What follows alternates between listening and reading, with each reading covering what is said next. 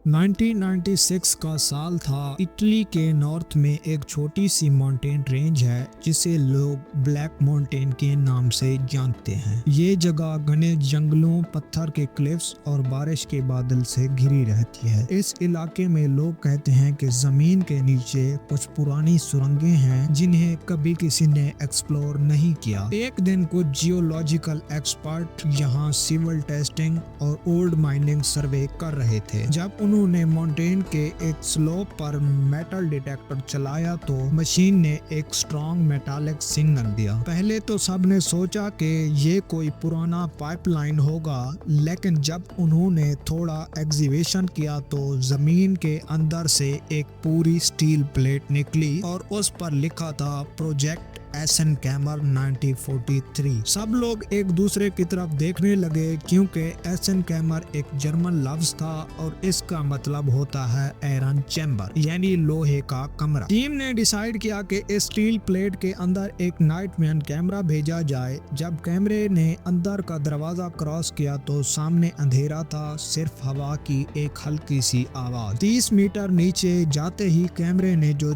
Capture किया उसने सबको हिलाकर रख दिया। वहाँ एक बड़ी सुरंग थी, पुरानी पटली जिस पर रेल्स लगी हुई थी और उनके कोने पर एक माइन कार्ड खड़ी थी। कार्ड पर लिखा था प्रॉपर्टी ऑफ जर्मन आर्मी। जब एग्जीबिशन टीम ने एरिया क्लियर करवाया तो उनको अंदर जाने का एक नैरो पैसेज मिला। ऑक्सीजन सिलेंडर्स और प्रोटेक्टिव सूट के साथ उन्होंने टनल के अंदर कदम रखा। टनल के वॉल्स आयरन और सीमेंट से बने हुए थे, लेकिन उन पर अब भी वर्ल्ड वॉर 2 के मार्क्स और जर्मन राइटिंग नजर आती थी। हर 10 मीटर के बाद एक ओल्ड बल्ब फिट था और कंट्रोल पैनल लगे हुए थे। एक साइड रूम के अंदर उन्हें वुडन कैरेट्स मिले जिन पर जर्मन ईगल्स और स्वेस्टिका के सिंबल्स बने हुए थे। क्रेट्स के अंदर टूल्स, ब्लूप्रिंट्स और ग्लास के ट्यूब से। एक ट्यूब के अंदर मेटेलिक पाउडर था जिसे बाद में केमिकल लैब ने टेस्ट करके बताया कि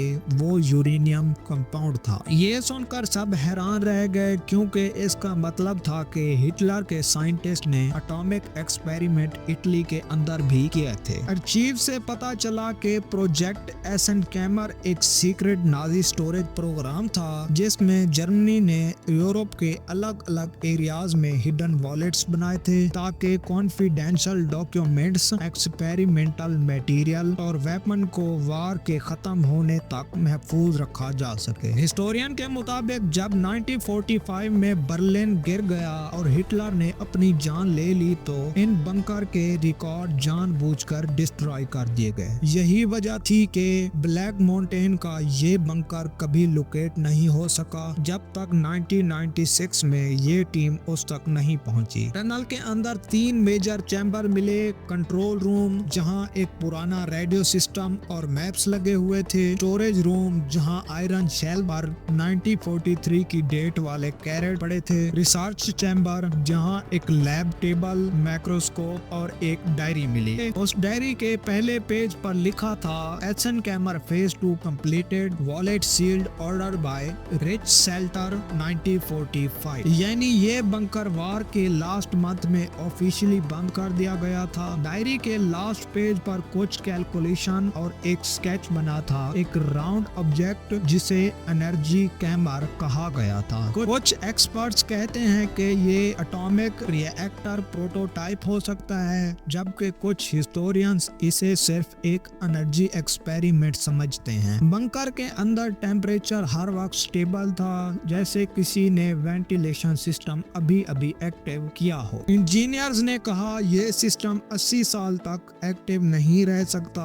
जब तक किसी ने इसे मेंटेन ना रख किया हो। यानी कोई ना कोई एंटिटी या ग्रुप अब भी शायद इस बंकर का ख्याल रख रहा है। कुछ लोग कहते हैं कि रात के वक्त जब हवा ब्लैक माउंटेन से टकराती है तो वहां से मैकेनिकल ह्यूमिंग सुनाई देती है, जैसे कोई पुरानी मशीन अब भी चलती हो। एग्जीबिशन के दौरान उन्हें एक और हिडन वॉल मिली। ग्राउंड रेडार से जब स्कैन किया गया तो उसके पीछे एक और सील्ड रूम नजर नजर आया, लेकिन अथॉरिटीज ने सेफ्टी रीजन की वजह से उसको तोड़ने की इजाजत नहीं दी। इसका मतलब है कि आयरन वॉल्ट का सबसे बड़ा राज अब भी अंदर बंद है। क्या वहाँ कोई एटॉमिक प्रोटोटाइप रखा गया था या फिर गोल्ड और डॉक्यूमेंट्स जिसे जियाज ने छुपाया था, कोई नहीं जानता। सिर्फ एक बात कंफर्म है कि ये बंकर एक ऐसा विटनेस है जो 1945 के उस अंधेरे दौर का सबूत अब तक अपने अंदर छुपाए हुए है। दुनिया भर में ऐसे हजारों नाजी बंकर्स अब भी जमीन के नीचे मौजूद हैं, जर्मनी, पोलैंड, नॉर्वे और अब इटली तक। हर एक बंकर ने अंदर एक अलग कहानी, एक अलग तजुर्बा और एक अलग राज बंद है। Iron vault of the black mountain भी उन्हीं राजों में से एक है जहां वक्त रुक गया,